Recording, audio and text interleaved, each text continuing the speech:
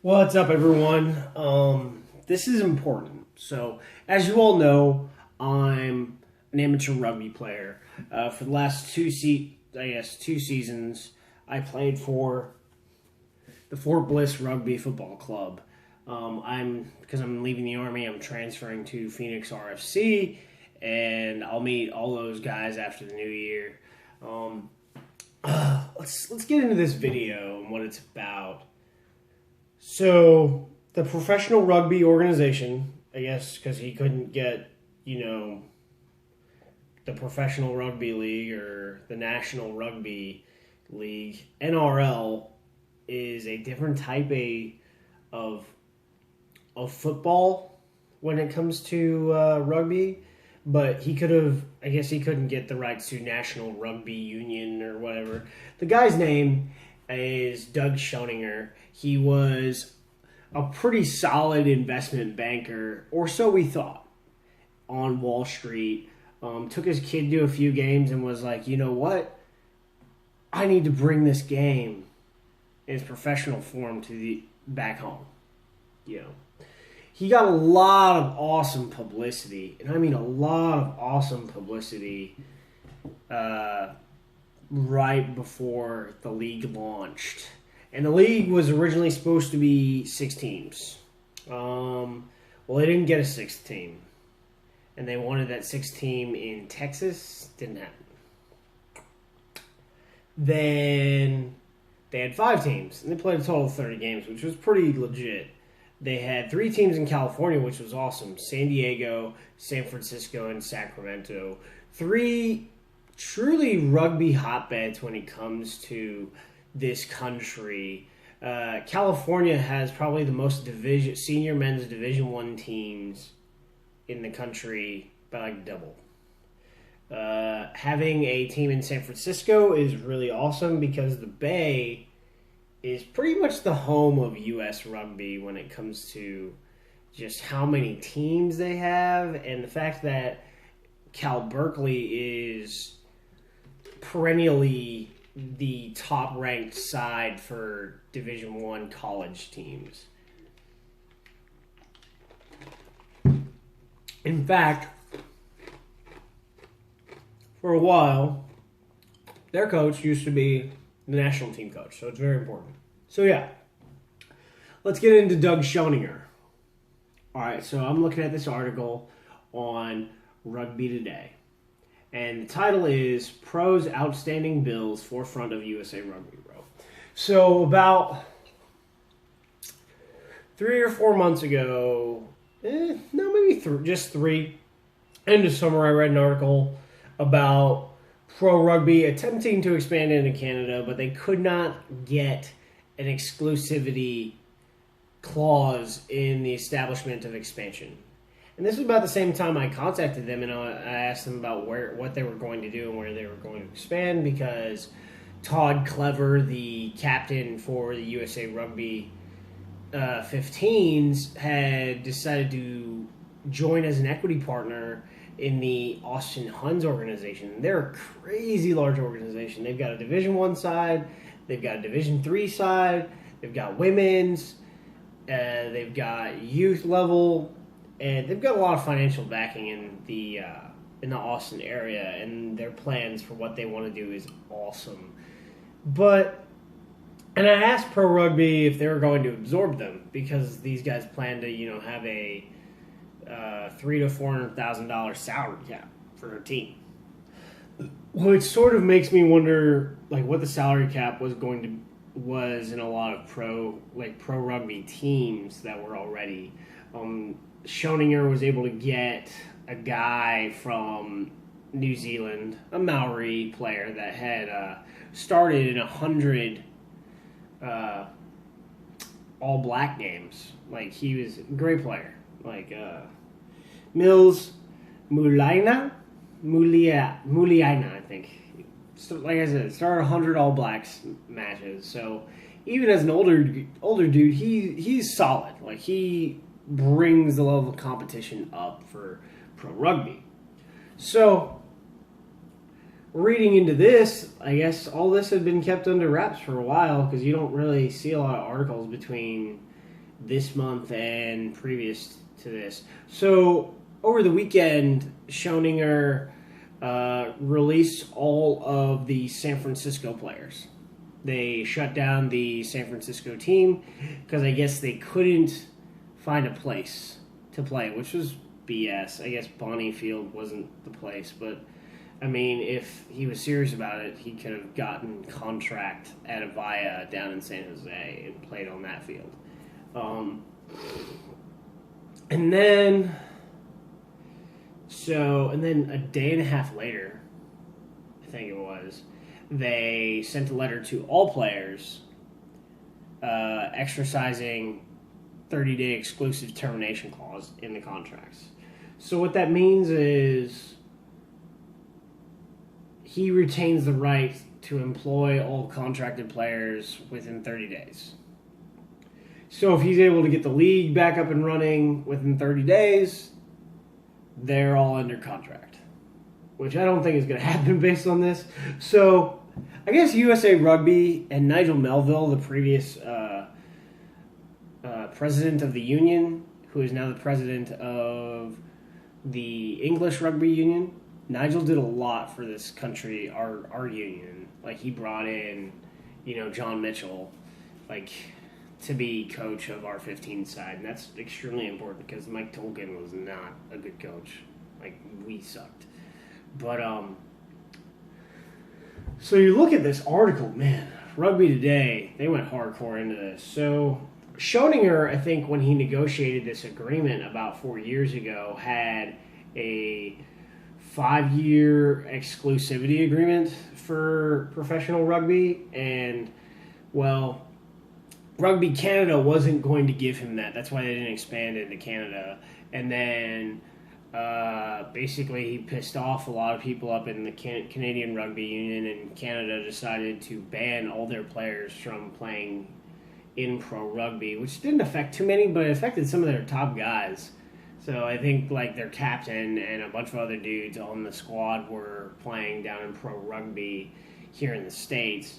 And because, USA Rugby and Canada Rugby, they want we want a higher end team. Whether it's from Super or Pro 12 or Top 14, whatever, they want to be just brought into the same level as European sides, which is fine. I understand that, but we need a domestic competition.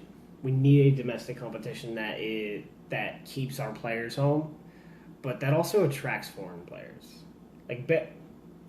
MLS is not a good, domestic competition, but at least players are getting paid to play. At least they're professionals.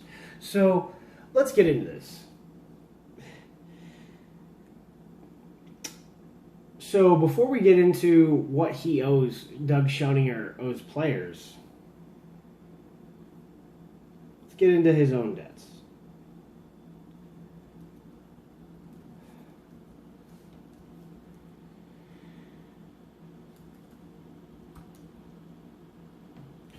So, from when he worked as a broker, Schoeninger owes $141,000 to the IRS. Then he owes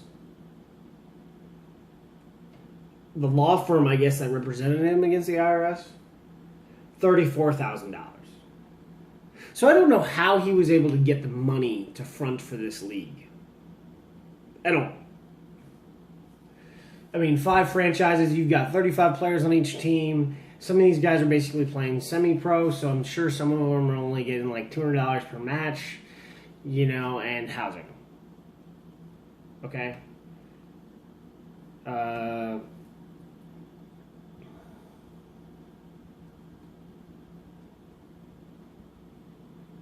Jack O'Hara is owed $14,000 by Doug Schoeninger.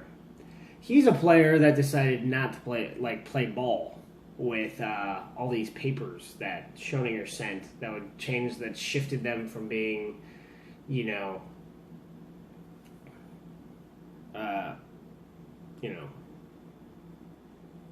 being rugby players to non-rugby playing athletes.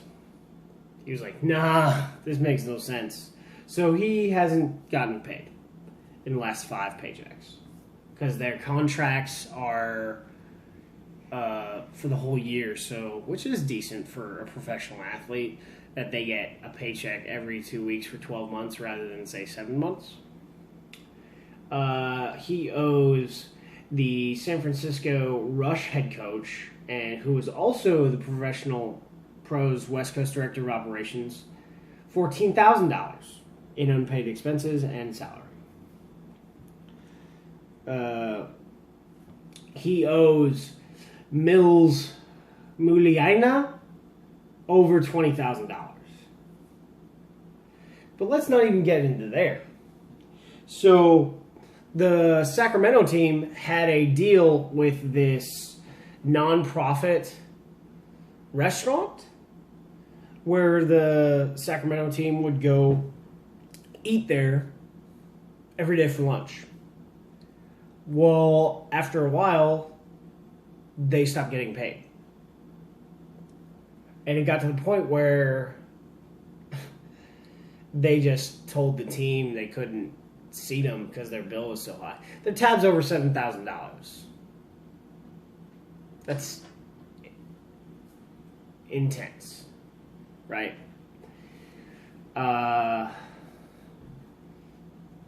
Life West, which is an athletic club, is also like a great rugby, like a rugby team. But also, Life West is apparently on the list of non-approved franchises, non-approved clubs for players to play in the off-season. So that's kind of weird. But it probably didn't stem from Life West asking their affiliated members to play in matches during the pro season. Probably came from the fact that the same thing that happened at the restaurant plates in Sacramento happened at the Life West Club. It doesn't say exactly what the bill is, but I'm guessing it's between $7,000 and $10,000 that Pro Rugby failed to pay. So the coaches would run the San Francisco team around town, get them lunch, because under contract they are owed lunch during the season. That's legit, by the way. So Dan Payne, new president and CEO of USA Rugby, they met over the weekend, and he really didn't care about extending the exclusivity agreement. Why?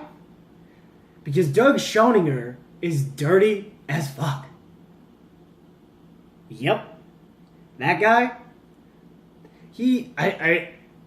I would think you would run background checks, USA Rugby, and know that this guy has a lot of debts. And, you know, it might have been cool with Nigel Melville that he had a lot of debts because he might have brought a lot of money, like, to the table. But I think he had that money when he started, and then his creditors started not able to give him money. Because this is how crazy this dude is. For expansion, they were talking about expanding for 2017, right? Well, for expansion, you need an infusion of capital. And Schoninger, since their front office for the league was only himself and 3 other people, he wanted complete control over every franchise in the league until, I guess, it got healthy. To an extent, I understand that. But the only way to expand is an infusion of capital. And this guy didn't want to do that. He didn't want to sell franchise rights. That's how you expand. They could have had it. He could have sold, membership, ownership rights for $5 million probably. And that would have probably, paid off half their debts. And then after the 20, and then allowed them to, expand again and borrow more money for the league. So I don't know how much money Schoninger and Pro Rugby owe But I know that he's in debt almost 200. He has almost $200,000 in personal debt, and this dude's shady. So I want there to be a national rugby union for professionals in this country because it will help our development towards a Rugby World Cup and a Rugby gold medal in 7s and 15s when 15s comes back to the Olympics. But I want a legit National Rugby Professional Union so that players don't get treated like crap. You know? And maybe that's going to happen as a grassroots level thing because you have teams like the Austin Huns, you have the Glendale Raptors, where somebody decided to throw down some money and they're paying players. They are paying players. And they've stated they're paying players. You have the Major Rugby Championship, which brings on it's like a 6-team, 6-match thing, or each team's going to play 6 matches. And then you also have the California Cup and the Pacific Rugby Premiership for all these high-end D1 teams. So maybe it comes that way, which is okay. But Pro Rugby and Doug Schoninger, just go away. Because you guys weren't ready. And you weren't the guy. Because you were dirty.